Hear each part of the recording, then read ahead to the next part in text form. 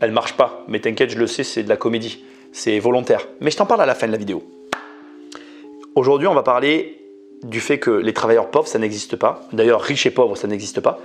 Et du fait qu'il y a des habitudes que tu as, des choses que tu fais quotidiennement qui te font rester pauvre.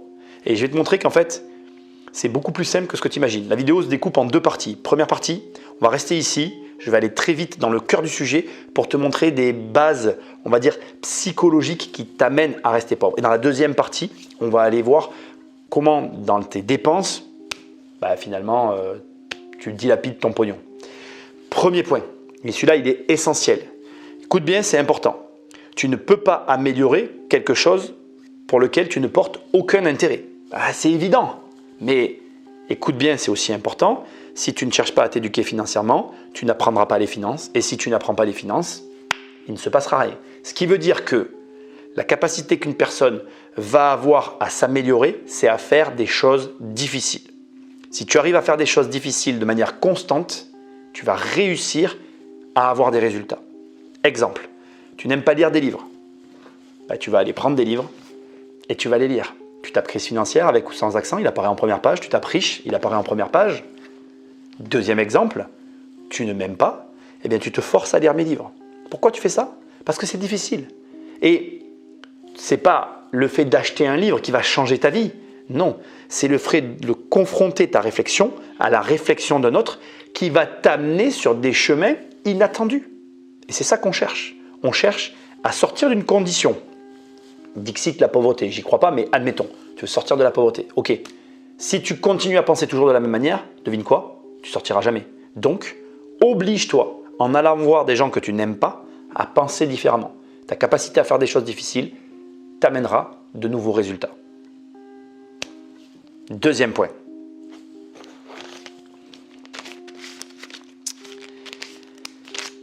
Tu sous-estimes, alors j'avais pas 1 euro, c'est 1 franc, tu m'en veux pas, mais tu sais qu'il y a des pièces de 1 franc qui peuvent valoir cher. Bref, tu sous-estimes le pouvoir d'1 euro, de la fraction, et tu surestimes le pouvoir du gros montant. Je m'explique. Les gens qui n'ont pas d'argent, ils vont avoir tendance finalement à faire attention, à économiser, et on va en reparler. Et du coup, ils attendent pour investir. Comme ils n'ont pas d'argent, ils attendent. J'ai pas d'argent, je n'investis pas. Ils attendent d'avoir de l'argent. C'est une énorme erreur. En fait, la meilleure situation pour investir, c'est pas d'avoir ou de ne pas avoir de l'argent. C'est d'investir maintenant avec les conditions auxquelles on a accès. Ça ramène au point précédent. Si tu es éduqué, tu verras que même avec peu, tu peux faire beaucoup. Et que parfois, d'avoir beaucoup d'un coup, ça t'amène à avoir peu.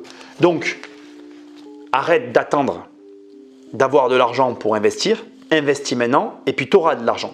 Ce qui veut dire que tu sous-estimes l'effet du temps et tu n'évalues pas les conséquences de l'effet cumulé de petites sommes. Encore une fois, comme je viens de te le montrer, tu attends d'avoir des grosses sommes, c'est ta raison de dire quand j'aurai de l'argent, je ferai, alors que tu devrais commencer à faire, puisque c'est comme ça que tu finirais par avoir des grosses sommes.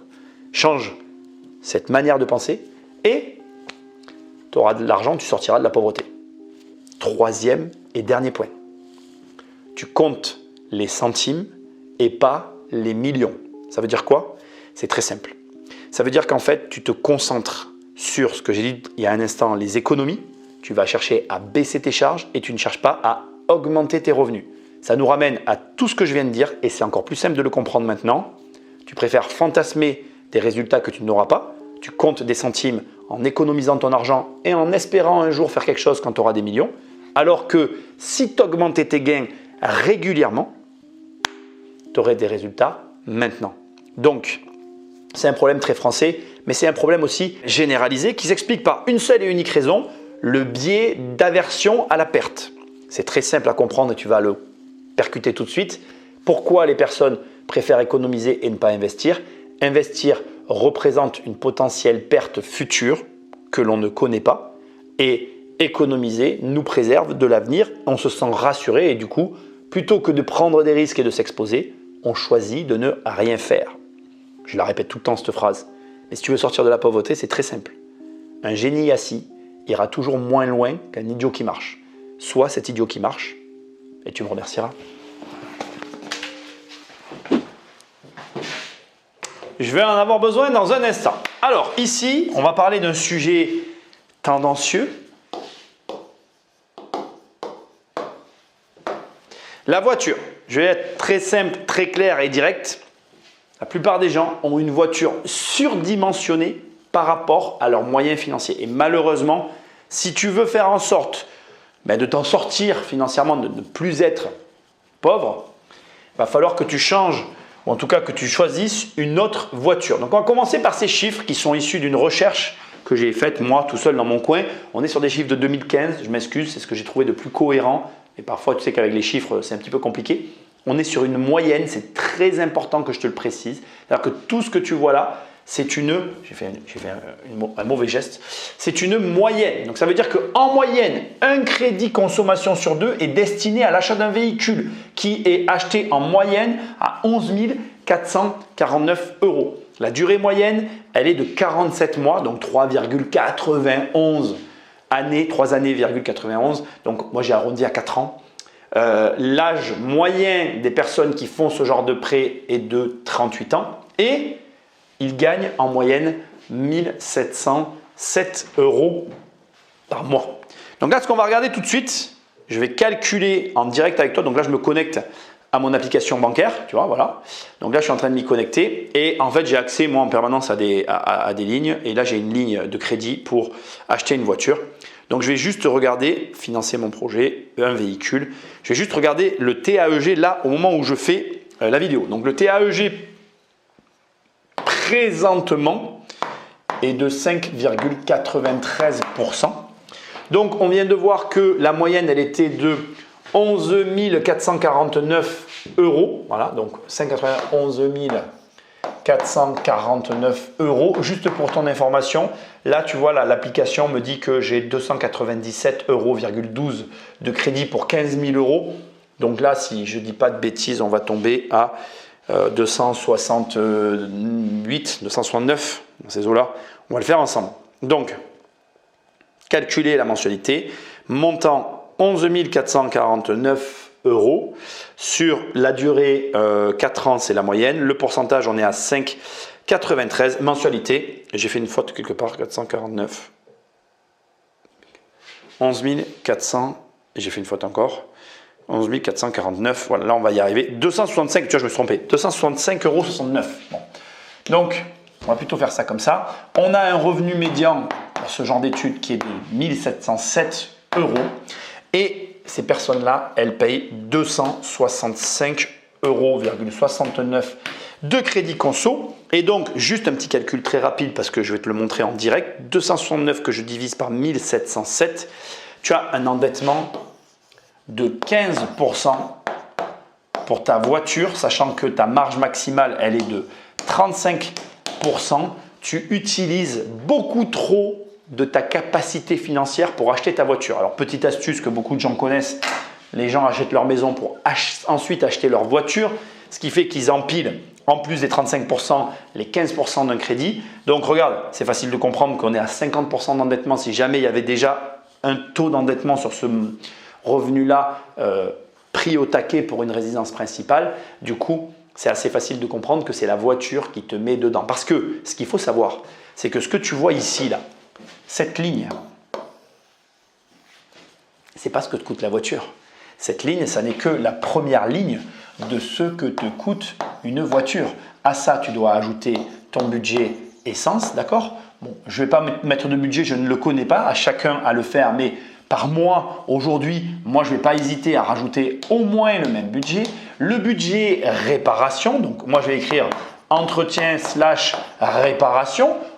Personnellement, je pense qu'on n'est pas loin, on est sûr qu'on peut mettre 150 € lissés sur l'année. Bien évidemment, certains vont me dire « Oh, scandale !» Mais bon, allez, on va taper sur du 100 € parce que certains vont me dire que les 200 € c'est trop. Et là, déjà, tu comprends qu'en fait, les voitures sont surdimensionnées. Et le problème, malheureusement, ça ne va pas te plaire, mais il ne se situe pas là. Le problème, il se situe ici. C'est-à-dire que c'est ce montant que tu dois soit faire baisser, soit carrément annuler. Mais ça, on va avoir l'occasion d'en reparler. Simplement, donc, pour sortir concrètement de ta situation financière, tu ne dois pas acheter ta voiture à crédit. Achète une voiture qui ne fait pas rêver. Achète une voiture pour laquelle tu as le budget comptant. Et à ce moment-là, tu pourras avancer financièrement. Maintenant, on va attaquer le deuxième sujet le plus difficile de cette partie, mais qui est le dernier sujet de la vidéo, donc le cinquième et dernier point. La maison. Et la maison, exactement comme la voiture, est tout le temps surdimensionnée pour les personnes qui l'achètent. Alors, je vais te donner, comme tout à l'heure, les grands chiffres rapides issus de recherches qui sont réalisées par un cabinet de courtage. L'année, c'est 2021. Et ce qui est intéressant, c'est que tu vois le prix moyen en province d'acquisition d'un bien qui est de 268 000 euros, 44 600 euros d'apport en moyenne. Les crédits sont faits sur 20 ans. L'achat est à 34 ans en province et la moyenne des revenus des personnes qui achètent est de 3 700 euros. Ce qui est intéressant, c'est qu'à Paris, pour la même moyenne, c'est-à-dire qu'on prend la même tranche de population à un an près, tout est plus élevé. Donc tu vois, déjà, point intéressant, petit bonus, j'ouvre et je ferme une parenthèse, tu veux gagner plus d'argent? Va à Paris. Facile. Ce n'est pas une garantie, mais ça te montre que déjà, le niveau étant plus haut que la moyenne, de te trouver dans cet endroit-là va te rehausser naturellement par l'endroit où tu te trouves. 81 000 euros d'apport, 20 ans toujours, c'est la même chose, 33 ans et 5 000 euros de revenus moyens. Un point hyper important ici, ça c'est la moyenne de crédits contractés. En général, la majorité des crédits qui sont faits sur 20 ans. Mais il faut savoir que la moyenne de détention d'un prêt, c'est entre 8 et 10 ans sur cette étude-là en 2021. Et la moyenne que moi j'ai toujours considérée, c'est 7 ans. Parce que quand tu regardes, en réalité, les gens, ils gardent 7 ans leur bien. On va faire la même chose donc, que ce que j'ai pu faire jusque-là. C'est-à-dire qu'on va aller chercher tout simplement donc, sur un revenu moyen à 3 700 euros, d'accord, le coût de 268 000 euros d'acquisition. D'accord, on va partir là-dessus. Donc 268 000 euros, ça c'est le prix d'achat. Donc 268 000 euros. La durée, on est sur 20 ans. Le taux, on va partir sur 5% parce que comme ça je fais une cote mal taillée. Et on est sur une mensualité à 1000.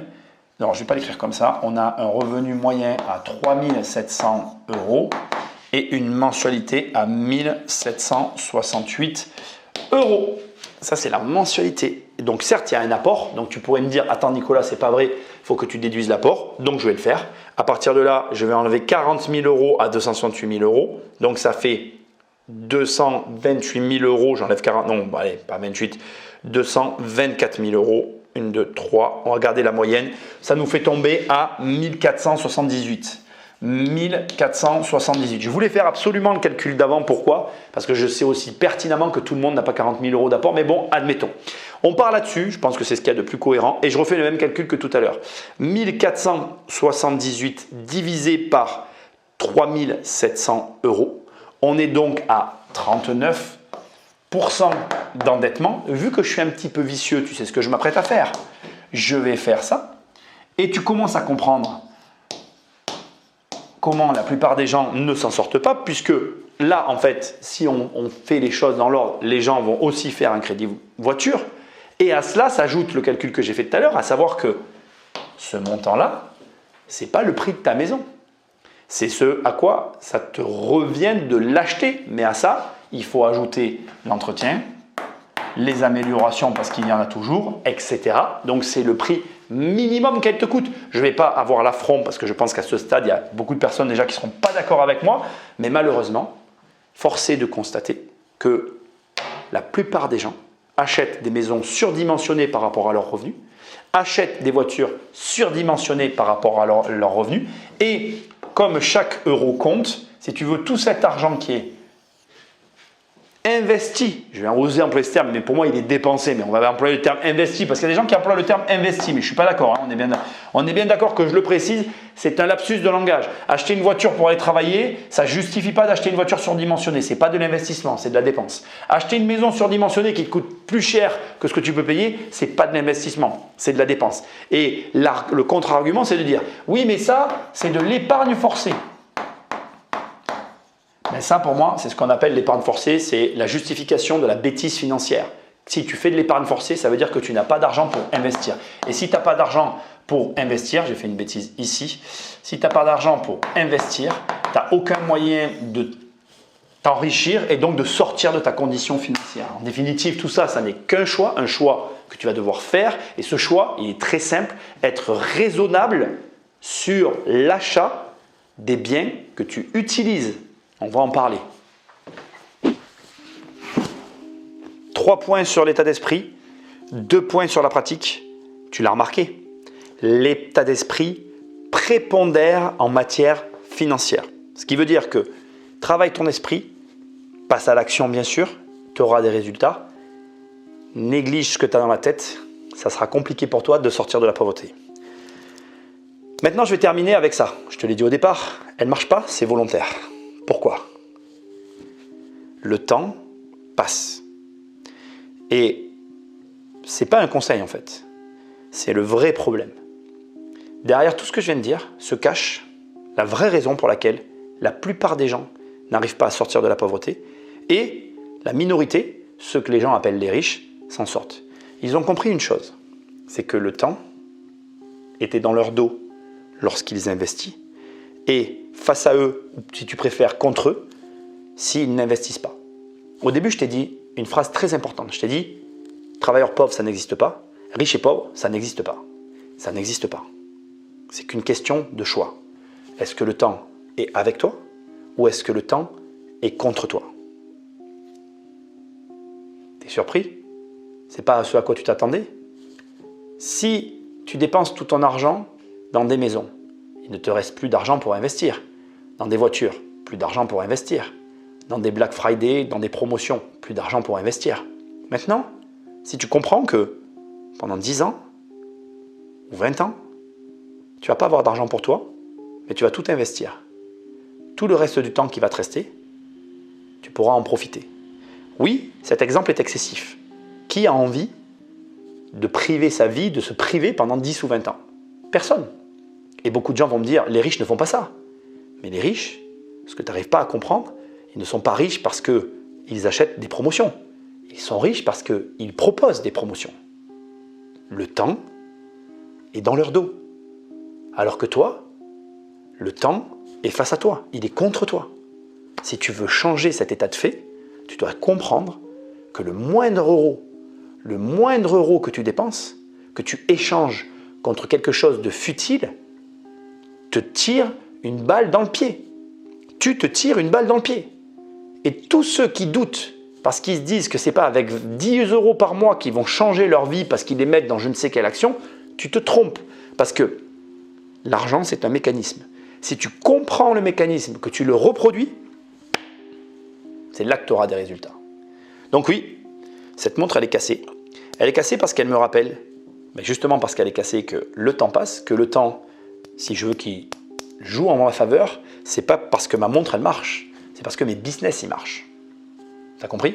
Donc, investis dans des actifs qui rapportent des intérêts, qui te permettent d'encaisser sans avoir besoin de travailler. Ça changera ta condition financière. Ne le fais pas. Mais ne te plains pas. Je te remercie d'avoir vu cette vidéo. Like, partage. Et puis je te dis à bientôt dans une prochaine émission. Salut!